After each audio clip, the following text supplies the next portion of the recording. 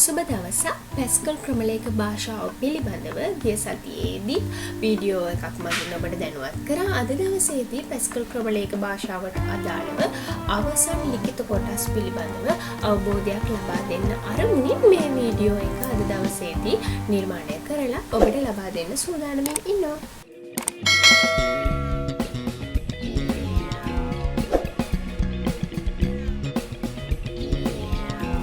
Pascal ක්‍රමලේඛ භාෂාවේදී අපි අද කතා කරන්නේ ක්‍රමලේඛකරණයේදී එහෙම නැත්නම් ප්‍රෝග්‍රෑම් කරනකොට කාරක යොදා ගැනීම සම්බන්ධයෙන් ප්‍රධාන වශයෙන් කාරක වර්ග 3ක් තියෙනවා. එහෙම නැත්නම් ඔපරේටර්ස් වර්ග 3ක් තියෙනවා. මේවා අපි ලිඛිතව ඔබට සටහන් කරන්නත් අවස්ථාව දෙන්නේ ඒ දේවල් වෙන වෙනම තේරුම් ගන්න. ඒ වගේම ඔබට ප්‍රායෝගික කරන්න යනකොට මේ දේවල් දැනගෙන ඉන්න එක ගොඩක් වැදගත් වෙනවා.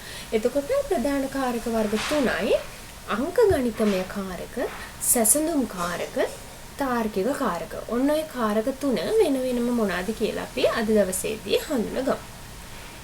අංක ගණිතමය කාරක.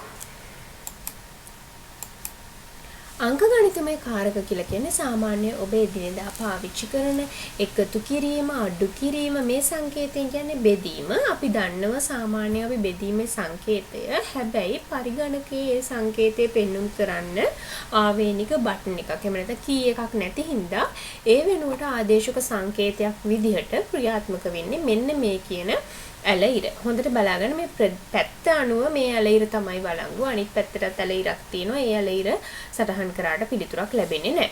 ඊළඟට ಗುಣ කිරීමටත් මේ විදිහට ආදේශක සංකේතයක් නැහැ. ඒ වෙනුවට තියෙන්නේ තරු ලකුණ. ඊළඟට මේ තියෙන්නේ බල සටහන් කිරීමට මම කියන්නම් මේ තරු ලකුණ සටහන් කරන්න පුළුවන් අපිට 8 ඉලක්කම ඉහළින් සටහන් කරලා තියෙනවා. බල ලකුණ 6 ඉලක්කම ඉහළින් සටහන් කරලා තියෙනවා සාමාන්‍ය අතුරු පුරුයි. එතකොට මේ බල සටහන් කරන්න පාවිච්චි කරන සංකේතය අපි 2 බල 3 කියලා සටහන් කරනකොට 2 මෙම ලකුණ ඊට පස්සේ 3 ඉලක්කම සටහන් කරලා තමයි 2 බල 3 කියලා සටහන් කරන්නේ. ඊළඟට අපි අලුතින් ඉගෙන ගන්නවා සාමාන්‍ය අපි එදිනෙදා දන්න අංක ගණිතමය කාරක වලට අමතරව div සහ mod එහෙම නැත්නම් div mod කියලා සංකේත දෙකක්. එහෙම නැත්නම් මේ ආදේශක වචන දෙකක්.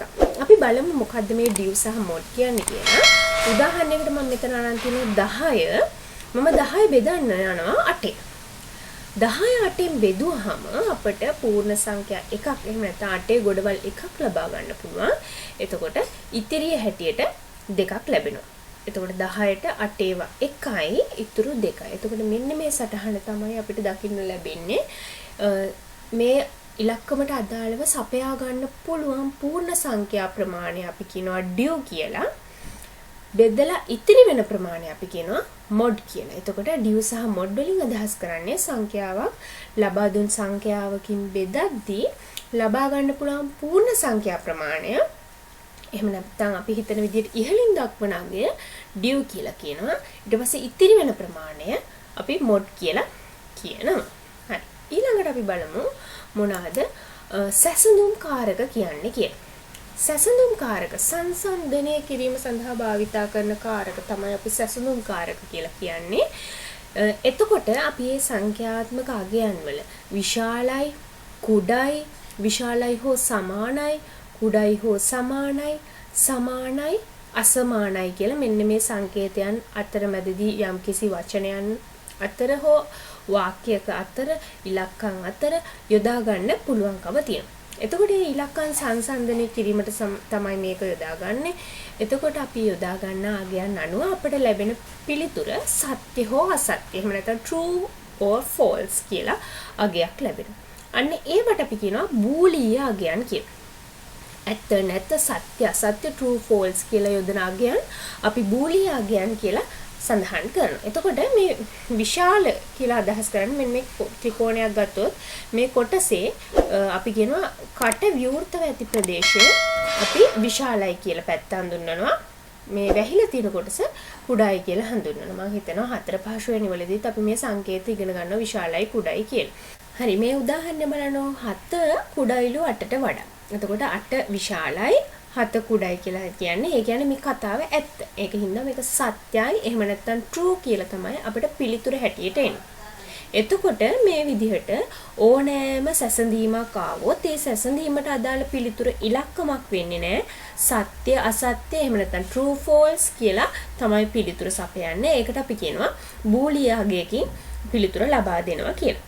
අපි ඊළඟට යමු ඊළඟ කාරකයට. තාර්කික කාරක. තර්ක කරලා තීරණ ගන්න කාරක. අපි මේ පාඩම පිළිබඳව ඊට කලින් කතා කරනවා. එහෙම නැත්නම් තාර්කික කාරක ප්‍රධාන කාරක 3ක් ගැන අපි කතා කරනවා.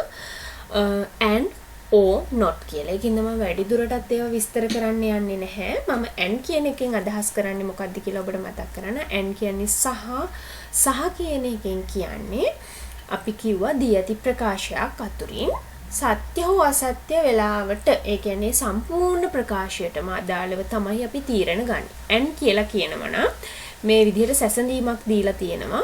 අපි කියනවා 3 විශාලයි 2. එතකොට ඒ කතාවේ ඇත්තද? ඔව් ඒ කතාවේ ඇත්ත. එහෙම නැත්නම් සත්‍යයි. සහ 5 විශාලයිද 4ට. ඒකත් සත්‍ය. එතකොට මේ අවස්ථා දෙකම සත්‍ය වෙන හින්දා පිළිතුර සත්‍යයි කියලා එනවා. and කියන අදහස දෙන්නේ සියලුම ප්‍රකාශ සත්‍ය වුණොත් විතරයි සමස්ත ප්‍රකාශය සත්‍ය වෙන්නේ. and සහ කියන අදහස. ඒ කියන්නේ මේ සියල්ලම සත්‍ය වුණොත් විතරක් අපිට උත්තරේ ලැබෙනවා සත්‍යයි කියලා. එක අවස්ථාවක් හරි අසත්‍ය නම් පිළිතුර අසත්‍යයි. මම මේ කියන දේ වැඩිදුරට පැහැදිලි වෙනවා. තාර්කික ద్వාර කියන පාඩම පිළිබඳව අවබෝධයක් තියෙනවා නම් මම ඒකින්ද වැඩිදුරට මේක දැනුවත් කරන්න යන්නේ නැහැ. විස්තර දැනගන්න අවශ්‍ය වෙනවා නම් වැඩි අධ්‍යාපනය සඳහා තාර්කික ద్వාර කියන වීඩියෝ මාලාව බලන්න. ඊළඟට ඒකේ ඕර් ద్వාරය ගැන අපි කතා කරනවා. ඕර් ద్వාරය කියන්නේ හෝ කියන අදහස. ඒකෙදි එක ප්‍රකාශයක් හරි සත්‍ය වෙනවා නම් සමස්තයම සත්‍ය වෙනවා. වැරදෙන්නේ එහෙම නැත්නම් අසත්‍ය වෙන්නේ සියලුම ප්‍රකාශ අසත්‍ය වුණොත් විතරයි. අපි and එකේදී කියන්නේ සියලුම ප්‍රකාශ සත්‍ය වුණොත් විතරයි සත්‍ය වෙන්නේ. ඕර් එකේදී කියන්නේ සියලුම ප්‍රකාශ අසත්‍ය වුණොත් විතරයි අසත්‍ය වෙන්නේ කියලා. එතකොට මෙතන කියලා තියෙනවා 3 විශාලයි හෝ සමානයි 2ට. ඔව් 3 විශාලයි 2ට. හෝ 5 සමානයි 3ට. මේක අසත්‍ය වුණාට කමක් නැහැ. එකක් හරි සත්‍ය හැටියට තියෙන හින්දා අපිට සත්‍යයි මේක අසත්‍යයි ඒ වුණාට එකක් හරි සත්‍ය හින්දා අවසාන පිළිතුර සත්‍යයි කියලා වැටෙනවා. not වාරයේදී කියන්නේ නැහැ කියන අර්ථය. එතකොට දී ඇති ප්‍රකාශයට අදාළව ප්‍රතිවිරුද්ධ ප්‍රතිඵලය තමයි ලැබෙන්නේ. අපි උදාහරණයකට කිව්වොත් ඔන්න සාමාන්‍ය තියෙන විදිහට 5 විශාලයි 3. 5 ඇත්තටම 3ට වඩා විශාලයි ඒකින්ද සත්‍යයි. හැබැයි not 5 විශාලයි 3 කියලා ආවොත් මේ උත්තරේ හරි. හැබැයි එහෙම නොවෙන එහෙම නැති උත්තරේ මොකක්ද කියලා තමයි මෙතන අදහස් කරන්නේ. සත්‍ය නොවන උත්තරේ not සත්‍ය උත්තරේ අසත්‍යයි කියලා තමයි සටහන් වෙන්නේ. එතකොට මේ කියන තාර්කික ద్వාර සම්බන්ධයෙන් තව දුරටත් අවබෝධ කරගන්න පුළුවන් අර කියපු විදිහට බූලිය ප්‍රකාශක හා තාර්කික ద్వාර කියන වීඩියෝ මාලාව බැලුවොත් මම ඒකින්ද මේ වැඩි දුරට පැහැදිලි කරන්න යන්නේ නැහැ. අපිට පැස්කල් භාෂාවට මේක අවශ්‍ය වෙන්නේ අපි ප්‍රෝග්‍රෑම් හදනකොට මේවා කවලම් කරලා ප්‍රෝග්‍රෑම් හදලා අපිට තර්ක කරලා ඒවයි ප්‍රතිඵල මොනවද එන්නේ කියලා චෙක් කරන්න පුළුවන් හින්දා. හරි ඔය කියපු කාරකයන් අංක ගණිතමය කාරක, සැසඳුම් කාරක, ඊළඟට තාර්කික කාරක ඔය ඔක්කොම එකම ගානක ඇවිල්ලා තියෙන්න පුළුවන්. එතකොට අපි කොහොමද පිළිවෙලක් ඇතුව මේක හදාගන්නේ කියන එක පිළිබඳව තමයි මේ අවබෝධය දෙන්නේ. ඒකට අපි කියනවා කාරක ප්‍රමුඛතාව කියලා. මෙතන සටහන් වෙලා නැහැ. මුලින්ම අපි බලන්න ඕනේ සාමාන්‍ය පරිදි වරහන් තියෙනවා නම් වරහන් ඉවත් කරන්න ඕනේ. ඊට පස්සේ තමයි මේ තියෙන කාරකයන් හැටියට වරහන් එන්නේ නැති හින්දා සටහන් කරලා නැත්තේ. කාරක අනුව not කාරකයේ මුලින් සසඳන්න ඕනේ. ඊළඟට වැඩි කිරීම, බෙදීම, div, mod and කියන අවස්ථාවන් දෙවණියට සසඳන්න ඕනේ. මේකෙන් අදහස් කරන්නේ නැහැ වැඩි කිරීම එකටම කරන්න ඕනේ කියලා. මේකේ ඔක්කොම එකම මට්ටමේ කියලා විතරයි මේ සටහන් වෙන්නේ.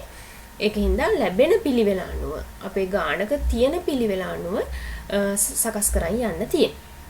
ඊළඟට තුන්වෙනි අවස්ථාවේදී අපි එකතු කිරීම, අඩු කිරීම හෝ or අවස්ථාව තියෙනවා නම් ඒ ගැන අවධානය යොමු කරන්න ඕනේ. ඊට පස්සේ අවසානයේදී තමයි මේ කියන සැසඳුම් කාරක සමානයිද විශාලයිද කුඩයිද කියලා ඒ ඔක්කොම සසඳන්නේ අවසානයේදී. මේකෙත් මම කියන්නේ එකම මට්ටමේ කියලා විතරයි අදහස් කරන්නේ. නැතුව එකටම සමානයිද කියලා බලනවා කියන එක නෙවෙයි. එතකොට ඉහළ ඉඳලා පහළට මේ ගණනය කිරීම ක්‍රමයෙන් කරගෙන යනවා. ඇරෙන්න හරහට තියෙනකොට මේ පිළිවෙලට හදාගෙන යනවා කියන අදහස මෙතනදී ලබා දෙන්නේ නැහැ. එතකොට මම උදාහරණයකට කිව්වොත් 5 වැඩි කිරීම 2 බෙදීම 3 කියලා තිබුණොත් වැඩි කිරීම 2 බෙදීම 3 කියලා තිබුණොත් උදාහරණයකට වැඩි කිරීම මුලින් හදලා බෙදීම ඊළඟට හදලා. දැන් එහෙමම 5 බෙදීම 3 වැඩි කිරීම 2 කියලා තිබුණොත් එතකොට එකටම බෙදීම කරලා තමයි වැඩි කිරීමට යන්නේ. ඒ දෙකම එකම මට්ටමේ හින්දා මිසක්කා එකටම වැඩි කිරීම කරන්න ඕනේ කියන එක නෙමෙයි. එහෙනම් මේ විදිහට මේ දේවල් පාවිච්චි කරලා ඊළඟ දවසේ පැස්කල් වලින් ප්‍රෝග්‍රෑම්ස් කරන හැටි අපි ප්‍රායෝගිකව එහෙම නැත්නම් ප්‍රැක්ටිකල් වලින්ම බලමු. එහෙනම් අද දවසට සමු ගන්නවා. ඔබට සුබ දවසක්.